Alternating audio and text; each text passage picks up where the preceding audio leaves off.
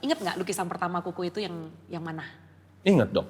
Apa itu? Itu sebuah penglihatan yang saya lihat dan saya beri judul emas, perak, silver and gold are mine and you shall live by my promises.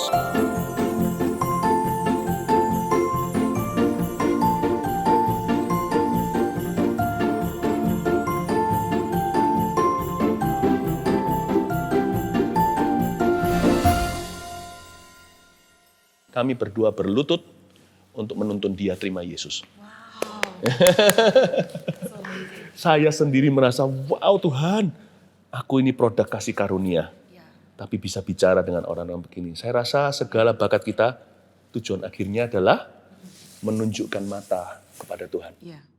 Kok itu orang yang sama nggak sih setelah, kayaknya bukan orang yang sama. Ada satu orang sejak dia kenal, sebelum dia kenal Tuhan, dia gambarnya Orang lain. orang lain ya. Dan setelah kenal Tuhan dia nggak bisa gambar. Dan orang ini adalah seniman yang jam terbangnya udah tinggi. Terus dia datang dan dia lihat paintingnya Ko Philip. Dan setelah itu di ruang tunggu dia minta Ko Philip doakan. Dan dia juga pingin supaya hasil karyanya itu juga jadi berkat buat orang ya. Ya. Jadi saya mau dorong nih semua anak-anak orang-orang muda yang mendengarkan ini. Jangan sia-siakan bakat apapun yang tersisa dalam dirimu. Saya punya karir melukis dimulai dengan Tuhan, dimulai dengan membuka sorokan lama waktu saya umur 6 tahun dan 7 tahun itu. Suatu pensil warna yang dibelikan mama, berwarna emas itu. Bagi saya itu barang mahal dulu. Diambil dari kejadian itu, mengingatkan saya waktu saya sudah setia dalam perkara sederhana, waktu saya umur 40. Saya minta dan Tuhan berikan. Jadi saya percaya, segala talenta bakatmu akan menjadi sesuatu. Nggak selalu jadi karir, bisa saja jadi hobi, ya kan? Bisa saja suatu bakat itu tidak berakhir untuk cari uang, tetapi untuk melayani lebih indah, bukan? Atau bisa kedua-duanya, melayani sekalipun Tuhan menghidupimu karena itu. Jangan pernah berkata, belajar bahasa itu sia-sia, apa yang kau pelajari masa kecil, atau apa yang Anda pernah geluti pada waktu masa muda, itu semuanya pasti berguna suatu hari nanti. I'm just wondering kalau Tuhan izinkan hidup sampai umur 70, nanti pada waktu itu, apalagi ya bakat baru yang akan muncul di dalam diriku. Dengan Kristus, life is never dull. Hidup tidak pernah tumpul. Karena itu orang berkata kekristenan itu boring, bosan. Itu saya bertanya, kok bisa ya? Setahu saya kekristenan yang saya hidupi dalam Kristus ini, exciting sekali, full of surprises. Kok sana bisa bosan gimana ya? Salah pil kali. Beberapa pertanyaan seputar melukis lagi aku ya. Boleh. Ingat nggak lukisan pertama kuku itu yang mana? Ingat dong. Apa itu? Itu sebuah penglihatan yang saya lihat dan saya beri judul emas, perak, silver and gold are mine and you shall live by my promises. Waktu itu memasuki masa krisis di tahun-tahun 2000 sekian. Indonesia juga mengalami masa sulit. Waktu itu saya mendapat sebuah penglihatan. Dalam mimpi saya tidur. Saya lihat itu bumi, lalu habis itu dari awan itu tiba-tiba disambar halilintar yang warnanya emas dan perak. Terjadi peperangan rohani kayak itu kotor gitu. Seperti polusi, tapi bukan polusi udara, polusi supranatural. Terjadi peperangan rohani roh jahat di udara. Dan anak-anak dan orang-orang di bumi itu gelap gulita. Tapi ketika mereka lagi bermasalah secara keekonomian, saya melihat seperti ada halilintar menyambar itu persis sampai ke pintu anak-anak Tuhan. Ya, langsung delivery ke alamat. Lalu ada suara dari ayat di Perjanjian Lama bunyinya gini, emas perak adalah milikku. Kamu akan hidup dari janji-janjiku, saya gambar itu. Dan itu sekarang berakhir di Hangzhou, China. Di kantor salah satu CEO dari negeri Panda. Waktu aku berdiri di exhibitionnya dan itu waktu pertama kali nggak ada yang lihat sih karena waktu itu belum dibuka. Saya masuk, saya lihat painting itu saya langsung nangis. Dan ini pertanyaan yang udah nggak sabar nih pengen tak tanyakan. Pengalaman Koko waktu ngelukis itu apa sih? Oh ya. Can you like share one of a kind experience you have? very good. Pasti di balik itu ada pengalaman ya, karena nggak mungkin biasa-biasa painting ya, karena di ruangan itu with so many paintings I was crying. Saya kalau melukis itu sangat refreshing. Kenapa? Karena saya hanya bisa melukis hari Senin, karena hari Senin adalah hari libur pendeta. Hari Minggu kan biasanya kalau nggak di zaman pandemi gini, tapi kalau di zaman normalnya, Minggu itu sudah khotbah dari pagi sampai malam itu. Ya. Lalu hari Senin saya istirahat. Nah pas Senin istirahat, anak-anak saya pergi sekolah kan, lalu les-lesan biasanya banyak. Istri saya juga harus ke kantor dan sebagainya. Jadi saya sendirian. Daripada pengangguran, tidur ya gimana, masa mau tidur seharian? Nggak bisa sih, tambah usia, tidur kita tambah singkat. Jadi saya bangun tidur, nggak peduli mau malam tidur semalam apa. Jam 6 gitu, mata saya udah melek. Saya udah berdoa, berbahasa roh, berbahasa lidah 40 menit, lalu baca Alkitab. Atau kadang-kadang saya tidur lagi, sebentar lagi jam 7, 8 gitu, udah bangun. Kalau hari Senin.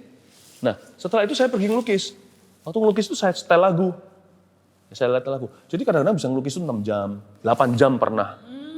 Ya, zaman-zaman studio saya masih dekat dengan rumah, maka saya minta juga pembantu di rumah untuk kirim makanan ke atas. Jadi saya nggak usah keluar dari studio sama sekali. Kadang-kadang puasa juga.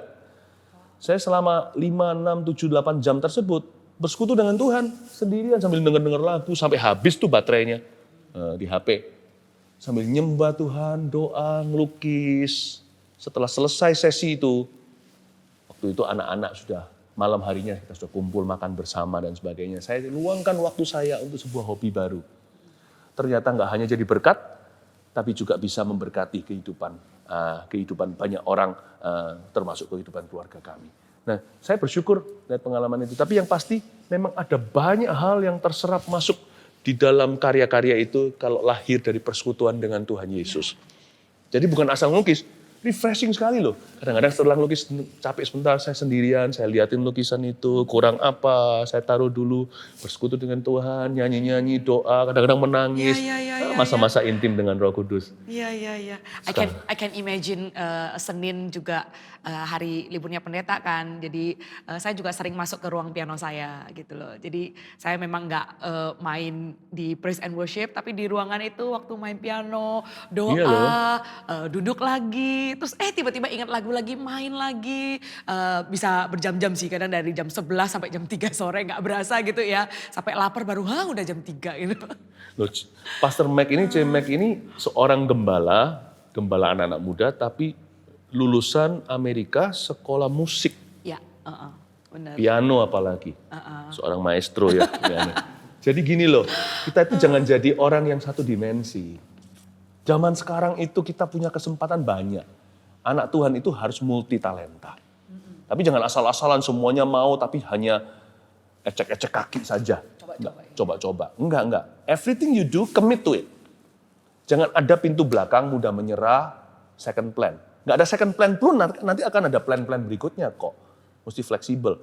Pokoknya kita kalau sudah set our hearts unto something, hati kita tertuju ke sesuatu, complete it, finish it. Nanti kan jadi orang yang excellent. Dan Alkitab katakan, the excellent will stand before kings. Orang yang cakap dalam pekerjaannya, kata Amsal, akan berdiri di hadapan raja-raja. Atau mungkin dia adalah raja bidang itu. Jadi kita harus punya komitmen sebagai orang muda. Orang muda jangan sampai loyo, harus punya fighting spirit. That's right. Ya. Such a good talk ya buat di bulan Desember ini untuk prepare kita di Januari ya. I let you guys ask more questions, kalau enggak gue akan terus nih. Soalnya di dalam pikiran itu udah ada kayak, I wanna ask this, I'll ask that later. You guys go ahead. Ko Philip, aku penasaran. Sebagai anak muda kan kita punya rencana. Dan seringkali rencana kita itu jangka waktunya juga panjang ya. 5 tahun, 10 tahun, 15 tahun. Gimana caranya kita bisa membedakan rencana kita sendiri dengan calling yang diberi sama Tuhan? Just follow your passion and your passion will lead you to your destiny.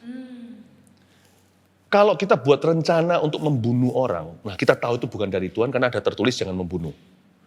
Tapi kalau Alkitab tidak mengutuki rencana itu, artinya Alkitab tidak menentang sebuah perencanaan. Kalau itu sesuatu yang baik dan benar, Tuhanlah yang mengerjakan di dalam dirimu kemauan dan keinginan, kerinduan. Jadi jangan terlalu pikirkan ini gandum atau lalang. Belum apa-apa mikirin kehendak Tuhan atau bukan.